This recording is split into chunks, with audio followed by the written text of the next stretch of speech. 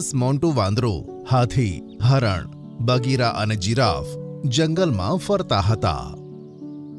ત્યાં જ એમણે રસ્તામાં એક સારસને નીચે પડેલો જોયો. અરે, આ તો એક સારસ છે. લાગે છે બેભાન છે. એને જલ્દીથી ડોક્ટર સસલાની પાસે લઈ જઈએ. રામુ હાથીએ સારસને સૂંઢમાં ઉઠાવ્યો અને તેને ડોક્ટર સસલાની પાસે લઈ ગયા. એણે સારસના માથા પર કોઈ હલકો લેપ લગાવ્યો અને થોડી જ વારમાં તો સારસ ભાનમાં આવી ગયો. ઈશ્વરનો આભાર. સારસ તું ઠીક તો છે ને? સારસ એમને કશો જવાબ આપતો ન હતો, બસ ટુકુર ટુકુર જોતો હતો. સારસ, તું કંઈ બોલતો કેમ નથી? શું તું બોલી નથી શકતો સારસ? અને સારસે હામાં માથું હલાવ્યું. અરે, આ તો બહુ દુઃખની વાત છે. સારું, જવા દે. આજથી અમે તારા મિત્રો છીએ. અમે તારું નામ મિંકુ સારસ રાખીએ છીએ, બરાબર ને? આ સાંભળી સારસે સ્મિત આપ્યું અને બધા જાનવર તેને પોતાની સાથે લઈ ગયા. ધીરે ધીરે સારસ બધા જાનવરોમાં હળી મળી ગયો. એક દિવસ ગોલ્ડીબાજ જંગલમાં આવ્યો. તેણે એક નાની ફળની ટોકરી પોતાના પંજામાં દબાવેલી હતી. સરપ્રાઈઝ! કેમ છો મારા પ્યારા જંગલવાસીઓ? અરે ગોલ્ડીબાજ, તું શહેરથી ક્યારે આવ્યો? બસ હમણાં જ આવ્યો છું અને તમારા બધા માટે ગિફ્ટ સ્વરૂપે આ ફળ લાવ્યો છું.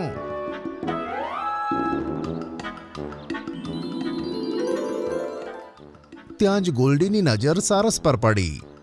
આ કોણ છે? આ મિંકુ સારસ છે. થોડા સમયથી આપણી સાથે જ જંગલમાં રહે છે. બિચારો બોલી નથી શકતો. ઓ એમ, કઈ વાંધો નહીં. આપણા જંગલમાં તો બહેરા મૂંગા પણ આરામથી રહે છે. ખબરદાર ગોલ્ડી, આવું નથી કહેતા. ગોલ્ડી હસવા લાગ્યો અને સારસના મોઢા પર ઉદાસી છવાઈ ગઈ. વાહ, આ ફળ તો એકદમ તાજા છે. તો જલ્દીથી ખાઓ ને. કોની રાહ જુઓ છો? મિંકુ સારસને છોડીને બધાએ ફળ ખાધા, કારણ કે તે બાજની વાતથી ગુસ્સે હતો. એવામાં રામુ હાથીને બગાસું આવ્યું.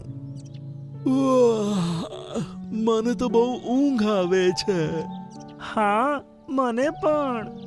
ચલો, તને કાલે મળીએ ગોલ્ડી. ગુડ નાઇટ સારસ. બધા જાનવરો સૂવા માટે ત્યાંથી જતા રહ્યા. તો સારસ વિચારવા લાગ્યો. આ બધા તો દરરોજ મોડી રાત સુધી જાગે છે, પણ આજે અચાનક એમને આટલી બધી ઊંઘ કેમ આવવા લાગી? એવામાં ગોલ્ડીબાજ ખુશ થતો આકાશમાં ઉડી ગયો. આ ગોલ્ડી ક્યાં જઈ રહ્યો છે? મારે એનો પીછો કરવો જોઈએ. હવે સારસ પણ તેનો પીછો કરવા લાગ્યો. થોડી વાર પછી તેણે જોયું કે બાજ એક શિકારી પાસે ઊભો છે. સારસ સંતાઈને તેમની વાતો સાંભળવા લાગ્યો. બોલ ગોલ્ડી, શું ખબર છે? ખબર તો સારી છે ઉસ્તાદ. તમે જે ફળોમાં ઘેનની દવા ઉમેરી હતી ને, તે સારી અસર કરી ગઈ છે. એને ખાતા જ બધાને મસ્ત ઊંઘ આવી ગઈ. વાહ, એનો મતલબ છે હું મારી ચાલમાં કામયાબ થઈ જઈશ. આ ગોલ્ડી કાવતરું કરી રહ્યો છે, પણ આ સચ્ચાઈ હું બધાને કેવી રીતે બતાવું? હે ભગવાન, કાશ હું બોલી શકતો હોત. બીજા દિવસે બધા જાનવર અને પક્ષીઓ એક સાથે તળાવ કિનારે ભેગા થયા. ત્યાં જ ગોલ્ડીબાજે આવીને તેમને કહ્યું કે આજે રાત્રે મારી બર્થડે પાર્ટી છે અને તેમાં તમે બધા ઇન્વાઇટ છો. અરે વાહ, પાર્ટી! તો તેમાં બહુ જ મજા આવશે. હા બિલકુલ. તમે બધા ટાઈમસર બગીચામાં પહોંચી જજો. જરૂર ગોલ્ડીબાજ. એમ કહી ગોલ્ડી ત્યાંથી જતો રહ્યો. અરે ગોલ્ડી આટલા સારા સ્વભાવનો કેવી રીતે થઈ ગયો? સારી વાત છે ને. એ તો પહેલા બધાને હેરાન કરતો હતો, હવે સારો થઈ ગયો. આ સાંભળી સારસ મનમાં વિચારવા લાગ્યો. કાશ હું બોલી શકતો હોત તો આમને બતાવત કે ગોલ્ડી કેવી રીતે શિકારીની સાથે મળીને આમની જોડે વિશ્વાસઘાત કરે છે. રાત્રે ગોલ્ડીની બર્થડે પાર્ટીમાં બધા જંગલવાસીઓ પહોંચી ગયા. ત્યાં પહેલાથી જ ઘણા બધા ફળો રાખેલા હતા અને થોડા માંસના ટુકડા પણ. અરે વાહ, આજે તો ગોલ્ડીએ મારું, શિયાળનું અને વરુનું પણ ધ્યાન રાખ્યું છે. પેલું જુઓ, ખાવામાં માંસ પણ છે. હા મિત્રો, મારી બર્થડે પાર્ટીને શાનદાર બનાવવાની જ હતી. હું તમારા ખાવાની વ્યવસ્થા કેમ ના કરત? પણ મારા માટે તો ફક્ત એક જ મરચું છે. મને તો 3 મરચા જોઈએ ગોલ્ડી. આજની રાત તમારી છેલ્લી પાર્ટી છે. મજાથી ખાવાનું ખાઓ અને પછી આખા જંગલ ઉપર ખાલી હું જ રહીશ, બચેલા પક્ષીઓનો રાજા બનીને. હા મીઠું, તું શરૂઆત તો કર. હું તારા માટે બીજા 2 મરચા લઈને આવું છું. આમ કહી ગોલ્ડીબાજ ત્યાંથી જતો રહ્યો અને ત્યાં જ મિંકુ સારસ ત્યાં આવી ગયો. અરે મિંકુ સારસ, સારું થયું તું આવી ગયો. ચાલ તું પણ પાર્ટી એન્જોય કર. હે ઈશ્વર, આજે તો મને અવાજ આપી દે, નહીં તો બહુ અનર્થ થઈ જશે. હવે સારસે જોર લગાવ્યો.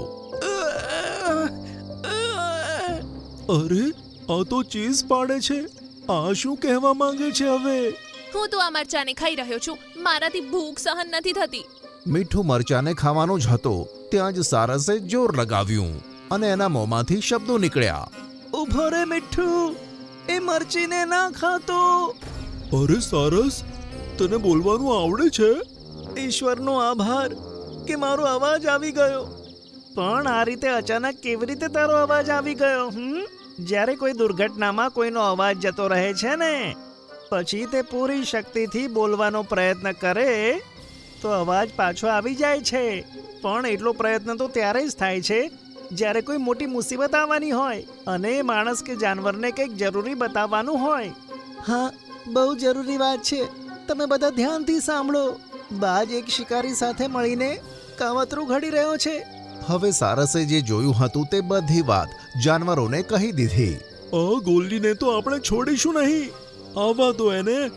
આમ નહીં મિત્રો, એ ગોલ્ડીબાજને કેવી રીતે મજા ચખાવવી એનો આઈડિયા મારી પાસે છે. થોડી વાર પછી ગોલ્ડીબાજ તેના સાથી શિકારી સાથે ત્યાં પહોંચ્યો તો બધા જાનવરો અને પક્ષીઓ જમીન પર પડ્યા હતા. વાહ, આપણો પ્લાન કામયાબ રહ્યો.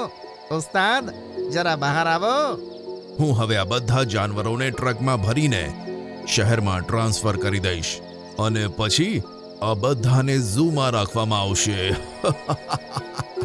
એટલી પણ શું જલ્દી છે શિકારી? ત્યાં જ ગોલ્ડી અને શિકારીએ જોયું કે મિંકુ સારસ તેમની સામે ઊભો છે.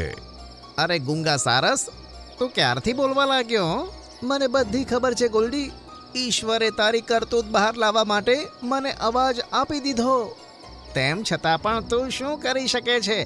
આ બધા તો બેભાન થઈ ગયા છે ને. આ તારી ગેરસમજ છે. તેનું આટલું કહેતા જ બધા જાનવરો અને પક્ષીઓ જે બેભાન થવાનું નાટક કરતા હતા બધા ઊભા થઈ ગયા.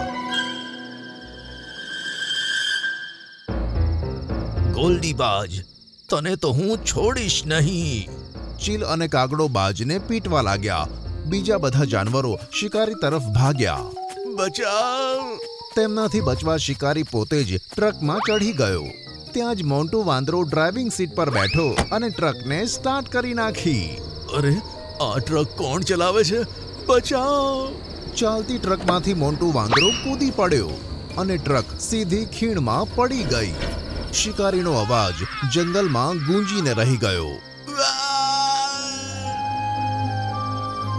આ બાજુ ગોલ્ડીની હાલત પણ ખરાબ થઈ ગઈ હતી. તમે મને માફ કરી દો. હવે હું ક્યારે પણ વિશ્વાસઘાત નહીં કરું. અહીંયાથી નીકળી જા ગોલ્ડી. પાછો ક્યારે આ જંગલમાં જોવા ના મળતો. ગોલ્ડી ત્યાંથી ભાગી ગયો અને બધા જાનવર સારસનો આભાર માનવા લાગ્યા. પોતાનો અવાજ મેળવીને સારસ પણ ખુશ હતો અને હવે તે પણ બધા સાથે મન ભરીને વાતો કરવા લાગ્યો.